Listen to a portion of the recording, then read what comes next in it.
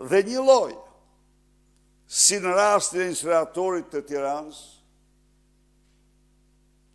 për cilin dy përgjegjësit absolut kryesor, Edi Rama dhe Erion Veliaj,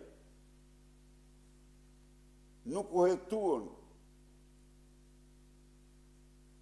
për asgjë dhe nuk u pyetën asnjëherë, duke qenë autorët më kryesor të tij,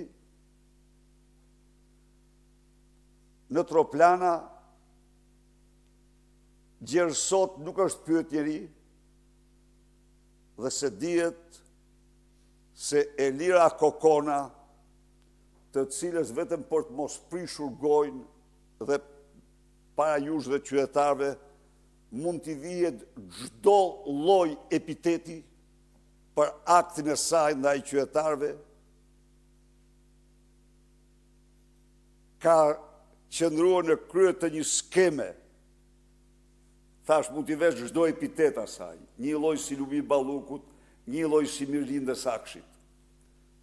Të një skeme të quajtur park teknologjik, ku ka prej vitesh vetëm livadhe, kurse vidhen qindra milion euro taksa të qytetarëve shqiptarë.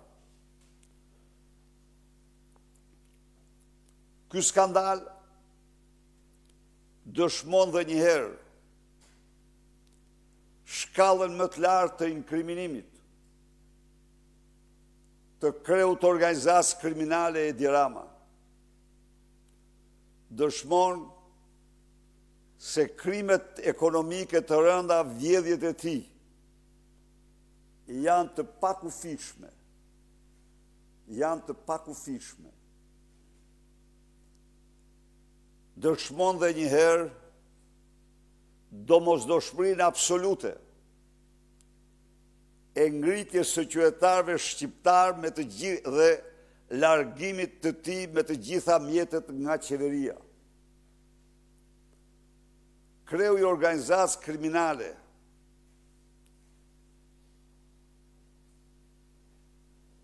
shqiptar më të madhe shqiptare, Edi Rama, ka kaluar haptas pa asnjë lloj kufizimi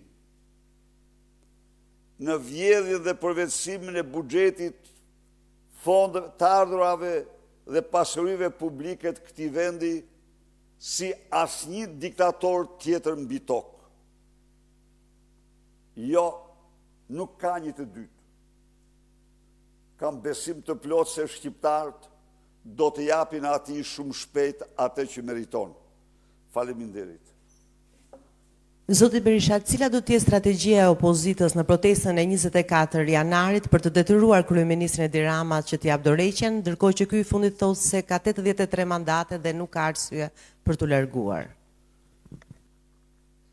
Strategjia e opozitës është largimi i tij 1 minutë më parë nga pushteti.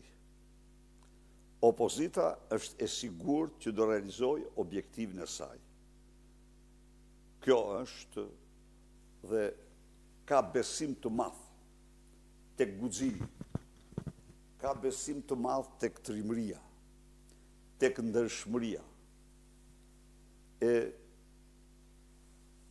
qytetarëve shqiptarë. Ka besim të madh se opozita shqiptare ka ose përka opozitës shqiptare dhe zbashku me opozitën shqiptare, do bashkëveprojë dhe do bashkëpunojë shumë faktorë të tjerë të rëndësishëm në shoqërinë shqiptare që duan ta përzënë 1 minutë e më parë këtë të keqe të madhe, këtë organizatë kriminale që udhëhiqet nga Edi Rama. Zoti Berisha, po mbështetje nga ndërkombëtarët, a keni për largimin e Edi Ramës pasi Ramaduro që i thoni ju në Venezuelë lideri i Venezuelës Nicolas Maduro u arrestua nga SHBA-ja. Në Iran, SHBA-ja po mbështet protestat. A mbështet dhe SHBA apo dhe faktor tjetër ndërkombëtar dhe opozitën shqiptare? Betejën kundër korrupsionit e mbështet e gjithë bota e lirë demokratike. Tani më duhet të them këtu se Edi Rama me Lubi Ballukun, me lindën e Akshit dhe lindën e Surrelit të implikuar në çështjet e Akshit, me Agasin dhe Kokonën e të tjerë, është dëshmuar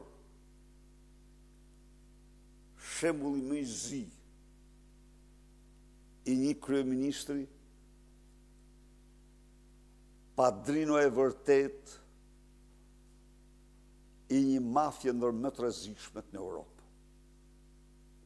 Dhe ju siguroj që opozita ka dhe do të ketë mbështetjen më të fuqishme. Mos harroni zotëri, janë 7 rezoluta ndërkombëtare se nuk është zbërthyer se ato u censuruan gjithësisht nga mediat në mënyrë të tmerrshme, u censuruan nga mediat e qeverisë.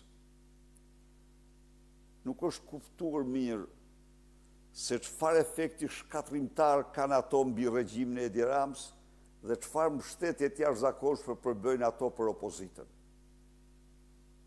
Lexoni lajmet e protestës së fundit. Si ishin ato? Që të gjitha, si asnjëherë tjetër më parë në mbështetje të opozitës. Edi Rama është i pashpresë.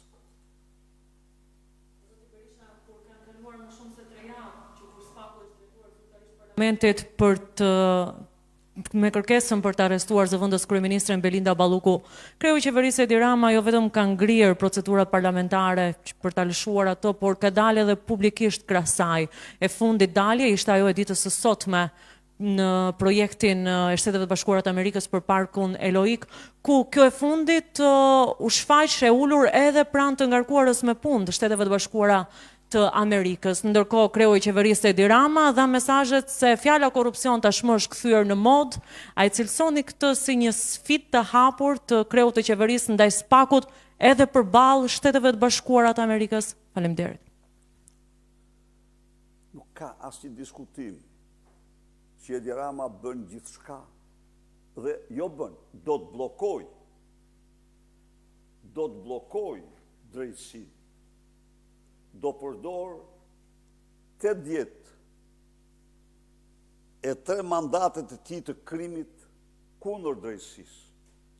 Dhe këtu, ndaj themi ne, fjalën e vetme e kanë qytetarë shqiptarë. Ne kemi theksojmë, Edi Ramën nuk do ta heqë drejtësia.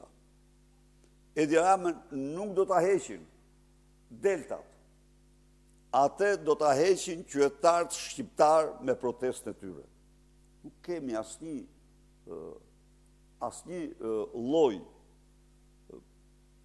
dyshimi në këtë qëndrim, në këtë mendim.